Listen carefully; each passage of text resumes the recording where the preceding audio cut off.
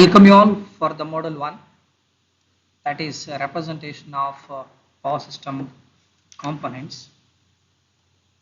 So we know that the electrical power system, it is consisting of uh, generating stations, transmission lines and the distribution system. So generating stations, it may be including renewable and non-renewable energy sources, and we need a power transformer to step up the voltage, required voltage for the transmission line purposes. Then we have a different type of the transmission system, that is short, medium and the long transmission line. Then the load. So we know that. So basically we are categorized into two things, that is small consumers and the large consumers. So it is mainly depending upon what kind of the application they are going to utilize this generated power.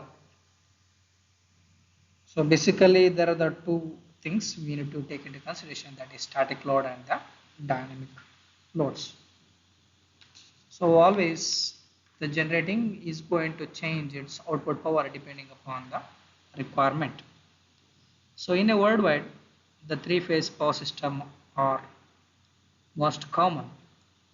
So generally we'll call it as a symmetrical system. So this is the meaning that the self impedances of the three phases are equal and the mutual impedances, if any, okay, in the case, so between the three phases are same, then you'll call it as it is a symmetrical. So when you say it is a three phase, then the balance, the three phase voltages are equal in magnitude and have the same phase angle difference with respect to the each other. So in the case of symmetrical balanced three phase system, generally we know that the phase angle difference between the voltages and the currents will be equal to that 120-degree electrical. So generally this term which is going to use it for the purpose. I am supposed to tell you what are the sources which I am referring to make this video. So basically most of the component which I am taking from one of the textbook, that is Power System Analysis and Stability by V. Neelakantan. That is one of the most easiest and simplest way of explaining. So that's why I am going with V. Neelakantan for the student point of view. Then I will refer some of the components from Power System Analysis by Stevenson. Then we can refer a Hadi Sadat, all those things which is mentioned in the VTU syllabus. Then coming to that, the circuit models of a power system components. So the major components which are encountered in a power system are generally the synchronous machines, transformers, transmission lines, and the static and the dynamic loads. So we are not basically developing the equations. So just we are going to understand in the equivalent circuit of the each component what we are talking here. Okay. Then coming to the first one. So that is equivalent circuit of a synchronous machine. So here we are representing for non-salient pole type. So synchronous machine, it may be work either a generator or the motor depending upon the nature of the input. So in the case of the generator, it convert mechanical into electrical, and in the case of the motor, it draw the energy from the system and converting into mechanical energy, that we know. So considering this is said to be a balanced and the symmetrical condition, so phase A is equal to phase B, that is equal to phase C, means is subject to the symmetrical conditions. Whatever the EMF which is generated in the A, B and the C phases is equal to that the generated EMF. Then If you say that it is symmetrical, then we should have the impedance of ABC should be is equal to that. ZS is nothing but synchronous impedance. So this is subjected to that the one of the generator and the motor which is in the condition. So condition that this is subjected to that a synchronous generator. We have phase A, phase B and the phase C. So it having some impedance. Impedance is considered resistance and the reactance, and there is a source of EMF. Then we have impedance considering both resistance and reactance and the source of EMF. So similarly for phase C, the energy which is going out of the network, so because it is generator, it is feeding the current into the system. So that is IA, IB and the IC. So we know that it is a symmetrical system. So all the phases are equal from this. So we can represent as the ZS, okay, impedance, source of impedance, synchronous impedance, and the EG, okay, and what are the current which is generated, which is going out of the network, it is IG, okay. The similarly for the motor, the same, one of the same, this is also same, phase A, phase B and the phase C, okay, having a resistance and reactance and the source of EMF. But what all happens here, this the current which is drawing from the network IA, IB, IA, IA, IB and the IC. So we can represent in the equivalent torque, that is synchronous impedance, the current which is drawing because it is a motor, so we can write it as IM, okay. Then this is the motor generated EMF, that is EM. The next one is equivalent circuit of two winding transformer. So this is a transformer which is referred to a primary side, okay. So here we can see that R1 and X1 are resistance and reactance of the transformer across the primary side, and the R2 and X2 resistance and reactance are referred to that the secondary side, okay. This is a transformation ratio, okay. This is V2 by V1 is equal to N2 by N1, that is equal to I1 by I2, and these are the exciting component R0 and the X0. This is the input, okay. So what is the primary current which is flowing is I1, R and X1. So excitation, okay, resistance and reactance R0 and X0. So no load current means excitation current which is flowing is I0. So R2 and X2. So this circuit is referred to the primary side. So that's why R2 dash is equal to R2 by K square. So X2 dash is equal to X2 by K square. So what is the K? K value is equal to N2 by N1. So R V2 by V1, whatever the things we can consider. So similarly, you can transfer this network considering that primary into the secondary side. And what is the load across the secondary side is V2. So refer to primary side is V2 dash. The next one is equivalent circuit of transmission line. We have different types, that is short, medium and long transmission line. We are not going in deep to this, what are the classification and equivalent circuit, all those things. So generally, so this equivalent circuit for the transmission is considered is of the pi network, means it is the length is greater than 160 kilometers. So what is the impedance? That is nothing but the total impedance of the line per phase, then admittance per phase Y. So this is the equivalent.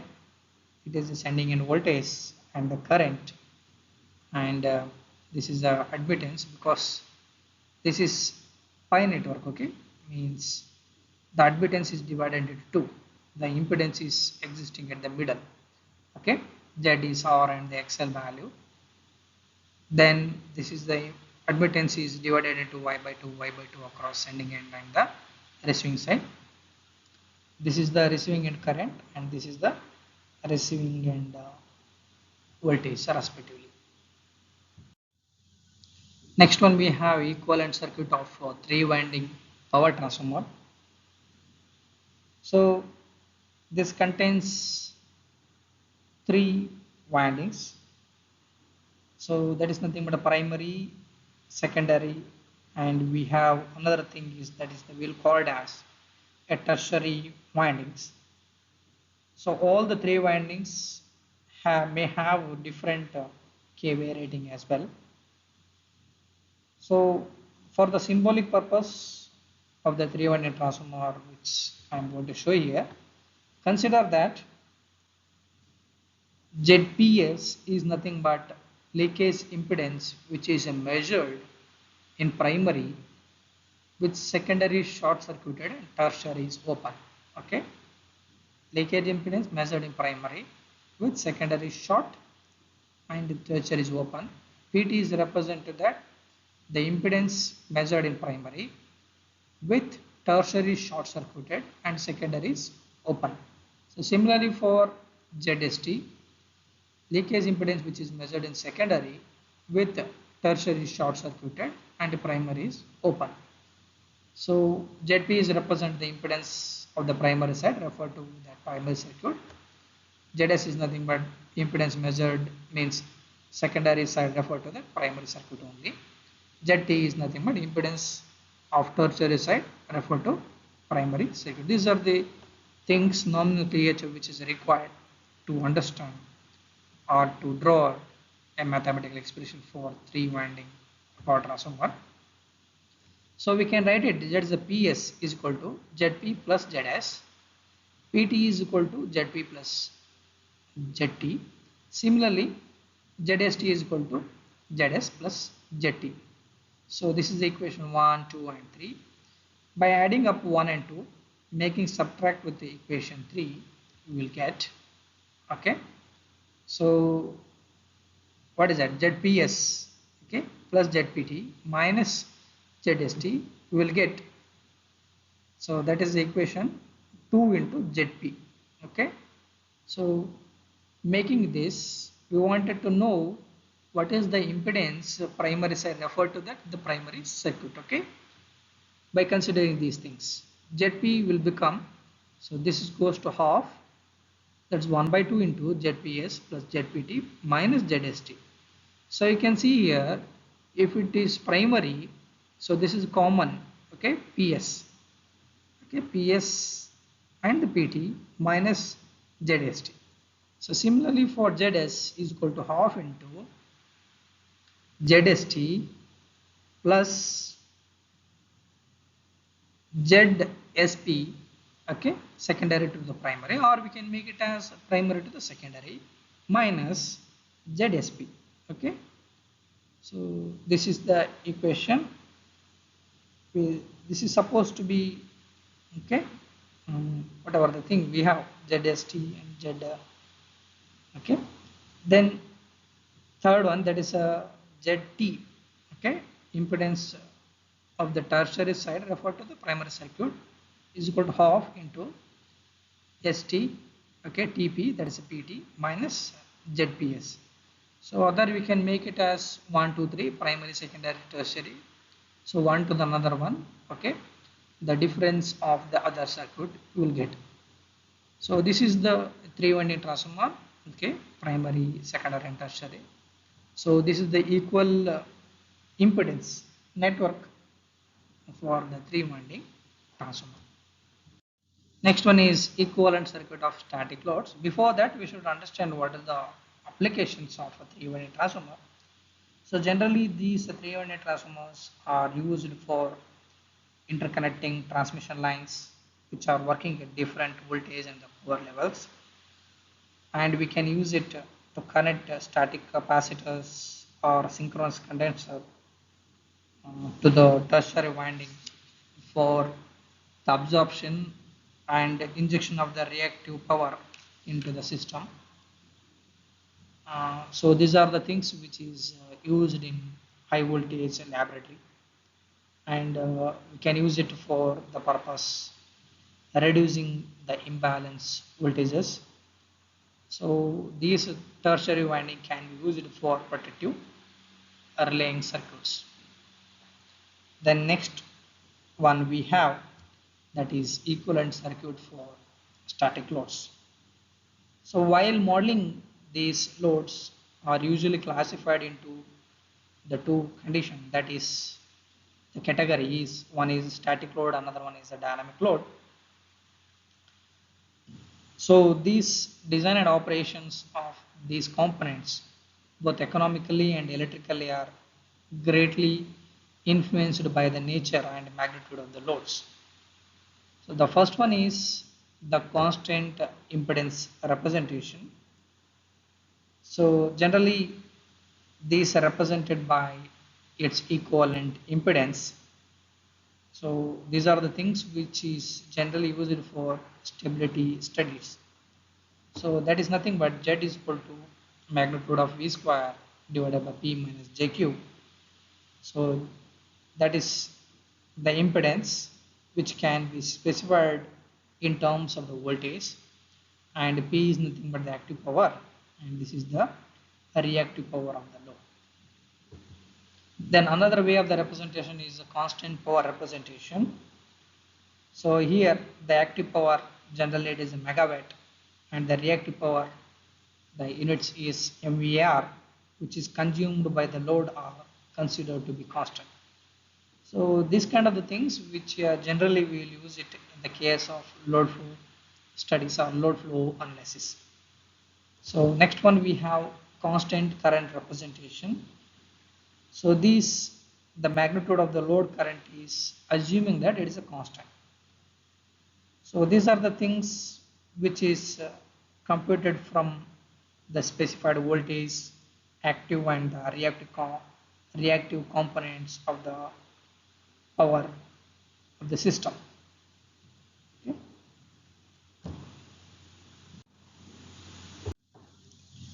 Then in that we have last one, that is equivalent circuit for the dynamic load.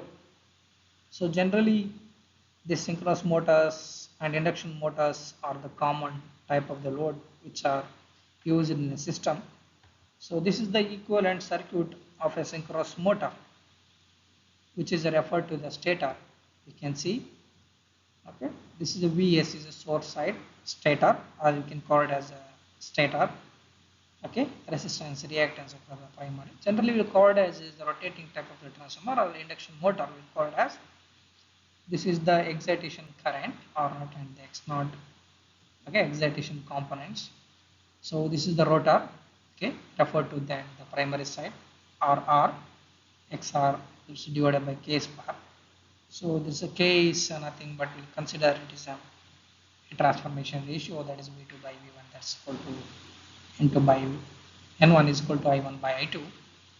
Then we have RR by K square into 1 minus S divided by S. S is nothing but the slip, so which is used in the induction motor. So we have the different equations subjected to find out what is the stator frequency and to that rotor frequency. With the help of these things we can able to calculate the equivalent circuit for the dynamic loads.